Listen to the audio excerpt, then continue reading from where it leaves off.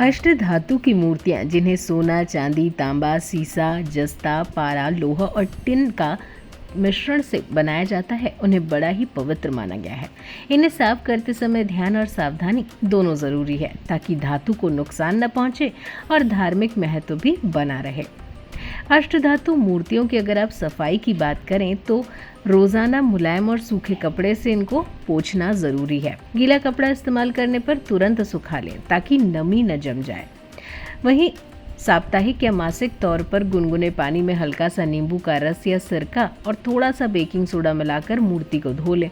ज़्यादा देर पानी में न डुबोएं। जल्दी से धोकर साफ सूखे कपड़े से इसे पोंछ लें।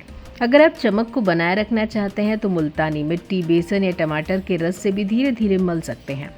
ब्रास या कॉपर पॉलिश का इस्तेमाल न करें, क्योंकि इससे धार्मिक धातु का प्राकृतिक रंग खराब होता है। पूजा में उपयोग की जाने वाली मूर्तियों पर हल्का सा तिल का तेल या घी मलकर कपड़े से पोंछ लें। इससे धातु की परत सुरक्षित रहती है।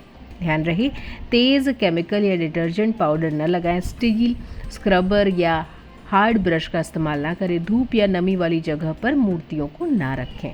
यदि मूर्ति बहुत पुरानी और काली पड़ गई है तो किसी पेशेवर रेस्टोरेशन एक्सपर्ट से भी साफ करवा सकते हैं। ध्यान रहे, इनकी साफ सफाई में अगर आप किसी भी तरह के लिक्विड का इस्तेमाल कर रहे हैं तो उसे जल्दी से मूर्ति से साफ करना ज़रूरी है, क्योंकि अष्टधातु की मूर्तियां जंग जल्दी खा जाती हैं। फिलहाल इस वीडियो में इतना ही। वीडियो को लाइक और शेयर करें, साथ ही चैनल को सब्सक्राइब करना ना भूलें।